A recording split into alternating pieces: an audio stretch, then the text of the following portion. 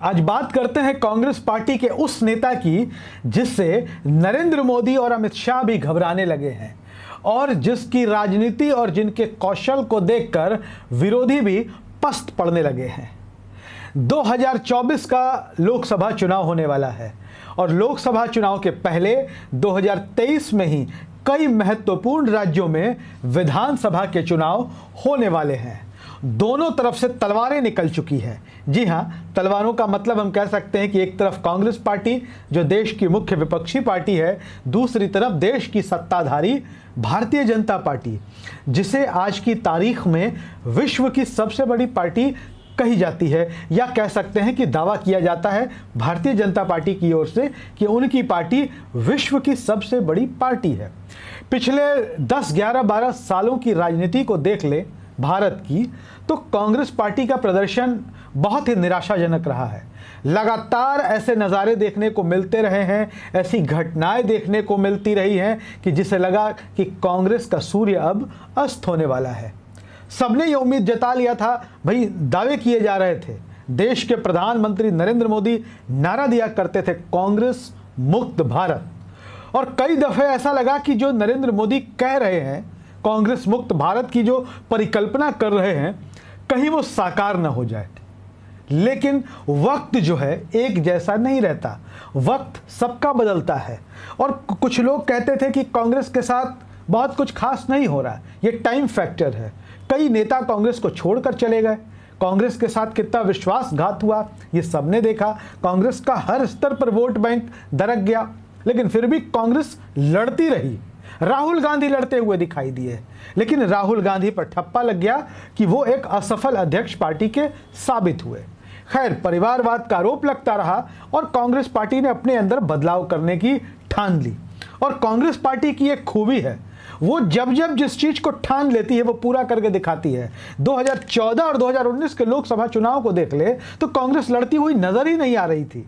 अकेले राहुल गांधी एक अभिमन्यु की तरह, अभिमन्यु का जिक्र आपने सुना ही होगा, अभिमन्यु की तरह राहुल गांधी लड़ रहे थे और लड़ता लड़ता अभिमन्यु जो है मारा गया। यानी कि राहुल गांधी खुद अपनी सीट अमेठी हार गए। वायनाड ने उनकी इज्जत बचाई और वो संसद पहुंच गए। खैर, परिवारवाद का आरोप लगता रहा और परिवारवाद के आरोपों के बीच ही कांग्रेस पार्टी ने यह ठानी कि वो अपने संगठन का चुनाव कराएगी। चुनाव हुआ और मल्लिकार्जुन खड़गे जैसे तपे तपाए अनुभवी बुद्धिजीवी नेता कांग्रेस के राष्ट्रीय अध्यक्ष बन गए। अब कांग्रेस के राष्ट्रीय अध्यक्ष बनने के बाद आप अंदाजा लगा सकते हैं मल्लिकार्जुन खड़गे एक बुजुर्ग नेता हैं, एक बुजुर्ग नेता हैं, उनकी उम्र का भी आप अंदाजा लगा सकते हैं। लेकिन उनके अंदर उम्र के इस पड़ाव पर जो उत्साह है, जो ऊर्जा है और पार्टी के लिए काम करने का जो उत्साह है, और वह लगातार एक एक राज्य, एक एक क्षेत्र, एक एक मंच, मोर्चा, संगठन, हर मोर्चे पर मल्लिकार्जुन खड़गे काम करते हुए नजर आते हैं। हाँ, उनके साथ राहुल गांधी का समर्थन भी जबरदस्त तरीके से नजर आता है। राहुल गांधी मल्लिकार्जुन खड़गे के साथ कदम से कदम मिलाकर चलते हुए दिखाई देते हैं।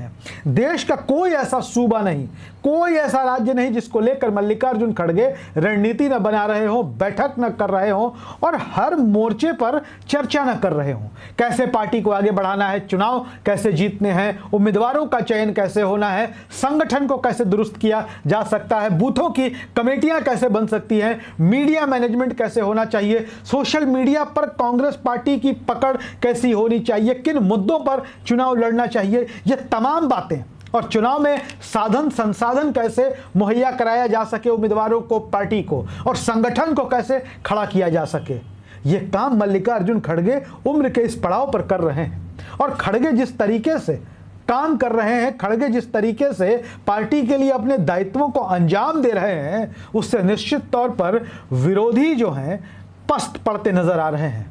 विरोधियों के हौसले पस्त हो रहे हैं और मल्लिकार्जुन खड़गे के कामकाज की शैली भी बहुत अलग तरीके की है। मल्लिकार्जुन खड़गे किसी की बात बर्दाश्त नहीं करते, मतलब मल्लिकार्जुन खड़गे पर कोई बेजा दबाव नहीं बना सकता। आपको याद होगा जो पटना में विपक्षी दलों की बैठक हुई, उसमें आम आदमी पार्टी केंद्र सरकार द्वारा लाए जा रहे अध्यादेश पर कांग्रेस का समर्थन करवाना चाहती थी। खड़गे ने कहा साफ तौर पर कि कोई कनपट्टी पर बंदूक तान के उनसे कोई मांग नहीं मनवा सकता, और खड़गे ने दिखाया और कांग्रेस पार्टी तो अब अध्यादेश के साथ आई। हालांकि कांग्रेस का साफ तौर पर कहना है कि हम संघीय ढांचे को तोड़ने वाले किसी अध्यादेश के विरुद्ध हैं, हम आम आदमी पार्टी के समर्थन में नहीं है। तो यह खड़गे का करिश्मा है, कौशल है कि आज उनकी वजह से कांग्रेस पार्टी मजबूती से लड़ती हुई दिखाई दे रही है। वो कांग्रेस जो पिछले 10-11 सालों से बीजेपी के सामने खड़े होने का साहस तक नहीं कर पा रही थी। मल्लिकार्जुन खड़गे के बारे में आप क्या सोचते हैं, उनकी राजनीति के बारे में क्या सोचते हैं, कमेंट बॉक्स में जरूर लिखिएगा। धन्यवाद।